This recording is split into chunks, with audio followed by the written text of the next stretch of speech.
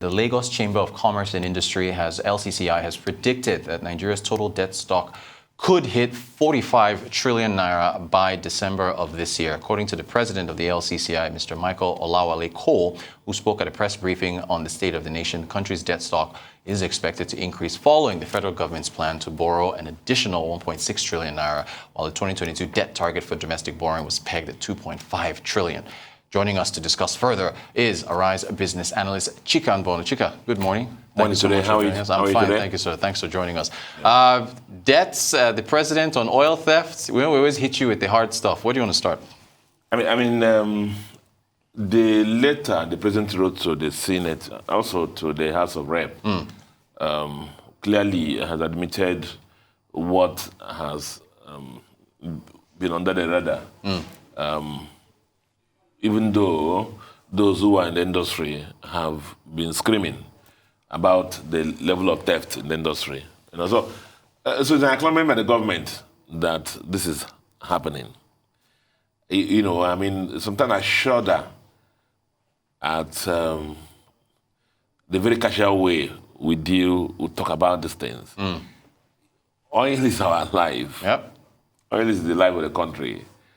The revenues, the FX income and everything. And then some people, individuals, are now stealing that oil, and then we're just talking about it, very casually. I'm hoping that the Senate and the House of Reps, in debating this president's request, will actually probe to the bottom and find out who. And just like somebody asked the question about 2 weeks ago, 1 week ago, that who are these people who are stealing this oil? Right. How are they selling it? Which countries are buying it? This is not like carrying oil in jerry can. Right. This is millions of barrels of oil, that have been, stolen from our country. Who is stealing them? And I keep saying that the money is sweet. And when the money is sweet and big like this, it means that everybody in the chain is participating one way or profiting one way or the other. Made the case with the borders, customs and so on. Yeah. We're profiting one way or the other. That is why the handshake has become the shoulder shake and become a hug, and it's gotten out of hand. And we're actually at the mercy of these people. And the president of our country now is using it as one of the reasons to alter our budget. So are we helpless or something like that? I would love to hear the plan for stopping this theft of our oil, because it's massive. Some people have alluded to about 80% of the oil produced in the country goes into private hands, and it shouldn't happen. I'm hoping that the Senate and the House of Rep, that Olawan will not just, as usual, say that their work is just to support the president and just pass it like that without asking a question. Tied into that, of course, immediately is the issue of deficit and LCCI, borrowing. And borrowing. You notice also that the letter he wrote has said that the deficit will increase to about 7.5 trillion. And again, the incremental amount, which is about 1 trillion, almost just about 1 trillion, arising from this adjustment, will be funded from domestic borrowing. And that's why LCCI says that maybe by the end of the year, our borrowing will be about 45 trillion. We know that the government has not been good in projections. That's not a complete statement.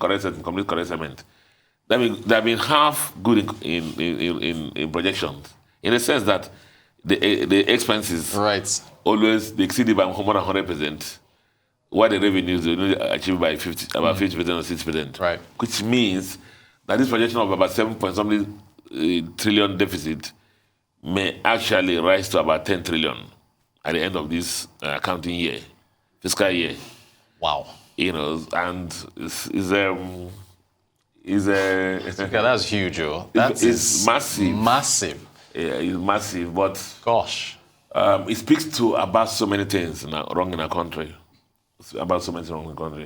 still the single dependency on oil as a key revenue, still the fact that we have been tepid in the support for the expansion of non-oil revenue, non-oil exports, even though the Central Bank is trying to do something about that. Yeah, the RT200. You know, it speaks to the everyday open paper, you will see something. The one I saw that day that about 11,000 BRT buses in Abuja are missing.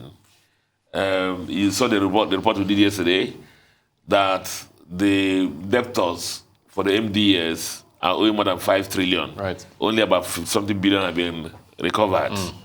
You know, so the leakages are so many, either in revenues or extraordinary expenses, and we're just going around thinking, behaving like we are rich. We're a broke country. I keep saying we're a broke country. Broke country. Look at the amount of money we're borrowing. And, you know, the DMO and the Minister of Finance all of them celebrated that, our bonds go out there. I want to oversubscribed. And they want to clap. That people are giving us some money that it talks about the strength of Nigeria. You know. What does this put? What kind of pressure does it put on the next administration? I was speaking to some people yesterday, and I said there are fundamental fiscal issues, challenges that must be addressed within the first 100 days of the next government. And it is not this type that they will come now. With 6 months will come. They will not appoint ministers. They must hit the ground running. Yeah. The challenges are so many. Youth unemployment is about what? About more than 45%. Yes. We are the poverty capital of the world. You know. Well, India just passed us, so we're second. That thing needs to be remarked. That thing needs to be remarked. I don't think that anybody can beat us. Misery index is up the roof. You know, everywhere, every parameter is there, is bad. And then ties into the report I thought about, the LinkedIn report. Oh yeah, LinkedIn, yeah, the jobs. What do you make of that? You know, I said, I'm happy that kind of thing is happening in the country now, that kind of report happening in the country now. Yeah, best places to work, according to LinkedIn, yeah. And, you know, there were several criteria. Yeah. Ability to advance, skills, growth, company stability. First of all, the first proviso is what? That they must not be more than 10%. The attrition, yes, attrition is not more than 10%. 10%. Yes. in a year. In a year. Right. Attrition, when you have 45% youth unemployment, right. Where are they going to? Right, I see your point. You get my point now? I see your point. Where would they go to? Right. Now, where you have high mobility of labor and people have more options, and so that, you know, okay, let's put it this way. That high mobility of labor are the highly skilled areas in the environment, in the country. You know, let me leave it at there. Yeah. Well, as you go down, the mobility of labor is very, very low. Right. In the sense that the options are very few. Limited, right. 45% of the youth are not employed. Right. You know, so why would the attrition be high? Right. The job that you have, what do? You hold it tight. They're kicking your head and doing everything. Oh, yeah. I will keep this job. You know, so that can also account for attrition being low. When the economy is evolving and growing, you know, people are eager to look for new challenges and new jobs. But our economy is not growing. There are no new opportunities in the economy, you know, to test your skills and so I like the report, but we'll have to look at it again. You know, if you say, they're doing this kind of report in UK, in Germany, in other things, France, it's okay. Where they have moderate unemployment levels, mobility level is very high. People have options or whatever, but over here, a different story. We'll have to look at this report with this, but it's a good start because the first time it's been done. All right, Business Analyst Chika Mbonu. Chika, thanks for joining us. Appreciate your insights.